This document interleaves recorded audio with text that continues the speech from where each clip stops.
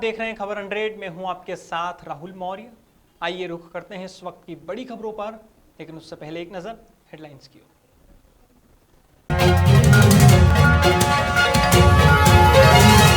मध्य प्रदेश के मुख्यमंत्री ने प्रदेशवासियों को किया संबोधित। सीएम ने की जनता से वैक्सीन लगवाने की अपील। वैक्सीन साधारण नहीं है, यह जिंदगी का डोज है। देवास में कांग्रेस ने निकाली वंदे मातरम बाइक रैली। नेमावर से कन्नौज तक निकाली गई वंदे मातरम यात्रा। शहीदों के शहादत और तिरंगे का सम्मान यात्रा का उद्देश्य।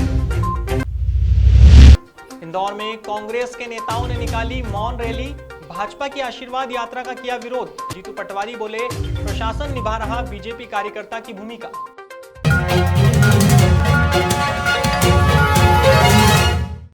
बुधवार को मध्य प्रदेश के मुख्यमंत्री शिवराज सिंह चौहान ने प्रदेश की जनता को संबोधित किया। सीएम शिवराज ने अपने संबोधन में जनता से आग्रह करते हुए वैक्सीन लगवाने की अपील की है। इस मौके पर शिवराज सिंह ने दुख जताते हुए कहा है कि हमने बहुत दुख देखे हैं, अपनों की जिंदगी को भी जाते हुए देखा है, इसलिए हमें वैक्सीनेशन के मामले में लापरवाही नहीं बरतना चाहिए। साथ ही सीएम शिवराज की माने तो यह वैक्सीन का डोज नहीं है, बल्कि जिंदगी का डोज है।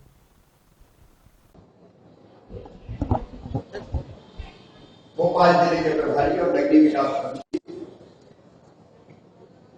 जनप्रिय नेता आदरणीय भूपेंद्र सिंह जी,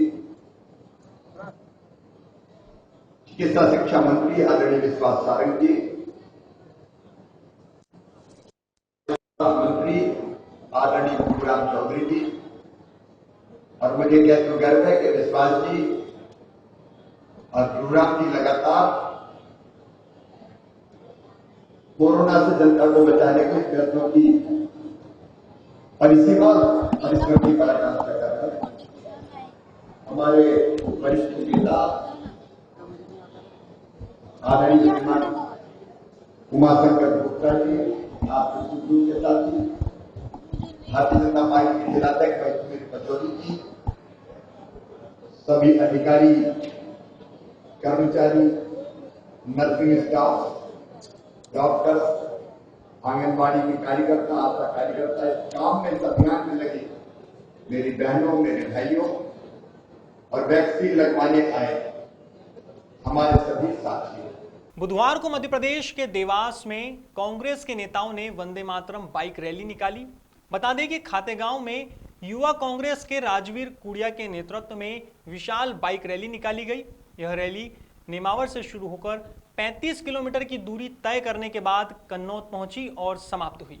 कांग्रेस के युवा कार्यकर्ताओं की माने तो यह वंदे मातरम यात्रा देश के शहीदों की शहादत, तिरंगे के सम्मान और युवाओं में देशभक्ति जागृत करने के उद्देश्य से निकाली गई थी।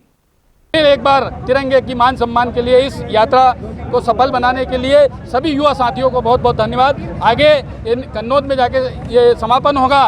इस देश में जिस तरह से आज नर्मदा तट नेमावर से प्रारंभ होकर खातेगांव के मुख्य मार्गों से होते हुए कन्नौज तक वंदे मातरम यात्रा के रूप में निकाली जा रही है। हमारे भारत देश के वीर शहीदों की शहादत के लिए उनको नमन करते हुए, उनका आभार प्रकट करते हुए ये विशाल वंदे मातरम यात्रा, ये वंदे मातरम यात्रा हमने नेमावर से कन्नौज तक 35 किलोमीटर की निकाली है और यात्रा का उद्देश्य है युवाओं में देशभक्ति और तिरंगे का सम्मान कैसे बरकरार रखा जाए, उसके लिए हमने। बुधवार को मध्य प्रदेश के मुख्यमंत्री शिवराज सिंह चौहान वैक्सीनेशन अभियान के शुभारंभ अवसर पर जैन मंदिर पहुंचे। इसके बाद वे काटजू अस्पताल भी पहुंचे। यहां मीडिया से बात करते हुए सीएम ने कहा कि आज के समय में यह बीमारी बेहद बेकार है, इसलिए ढिलाई बरतने की जरूरत नहीं है। टीका लगवाना इसका एकमात्र उपाय है।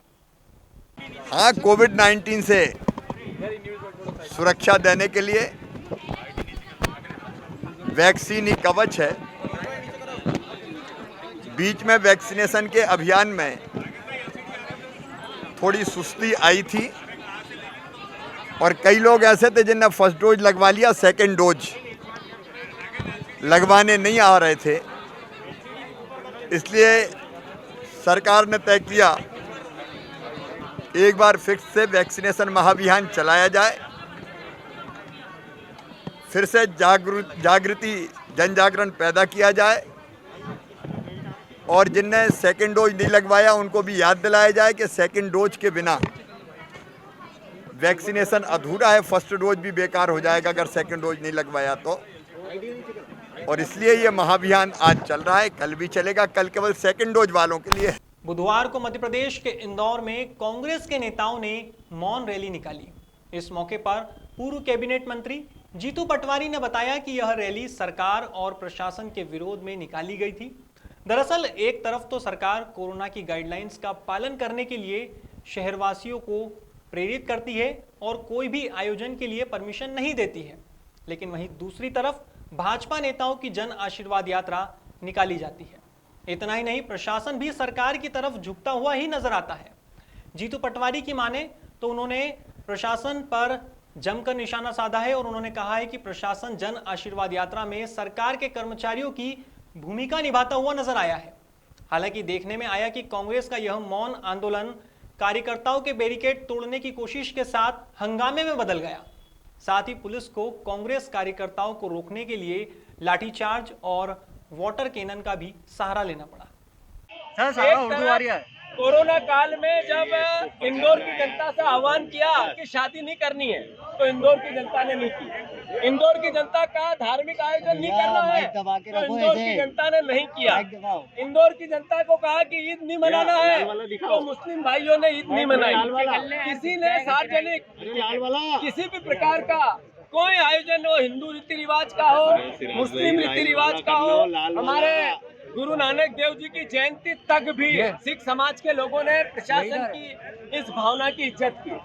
पर उसके बाद देखने में आया कि जिला प्रशासन भारतीय जनता पार्टी के राजनीतिक आयोजनों में एक कार्यकर्ता की भूमिका निभाने लगा। जिला प्रशासन जिस तरीके से जन आशीर्वाद में कोरोना की तीसरी लहर को आशीर्वाद दिलवाने के लिए भीड़ करने लगा, तो फिर कांग्रेस पार्टी का दायित्व था कि ऐसे गुलाम प्रशासन के खिलाफ आवाज उठाना है। मध्य प्रदेश में 2 दिवसीय वैक्सीनेशन महाअभियान के अवसर पर भोपाल सीएमएचओ प्रभाकर तिवारी ने प्रेस वार्ता की। मीडिया से चर्चा में प्रभाकर तिवारी ने अभियान की जानकारी दी और कहा कि हमारा लक्ष्य भोपाल को 100% वैक्सीनेट करने का है। साथ ही सीएमएचओ ने कहा कि यह कोरोना की संभावित तीसरी लहर से बचने का सबसे अच्छा तरीका है।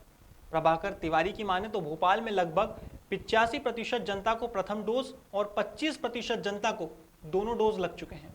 इस मौके पर उन्होंने जनता से अपील करते हुए कहा कि वैक्सीनेशन के लिए स्वयं आगे आएं और भोपाल को 100% वैक्सीनेट करने में सहयोग करें। देखिए, मैंने आपसे पहले भी जैसे चर्चा की थी कि हमारा लक्ष्य यही है 100% टीकाकृत भोपाल। आपको मालूम है कि हम लोग तथाकथित कोरोना की तीसरी लहर से बचने का हमारे पास सबसे अच्छा तरीका है कि हम पूरी जनता को एज अप्रोप्रिएट नागरिकों को टीकाकृत कर लें। आपको पता है कि हम 85% से अधिक भोपाल की एज अप्रोप्रिएट जो जनसंख्या है उसको प्रथम डोज और 25% से अधिक को दोनों डोजेस लगा चुके हैं।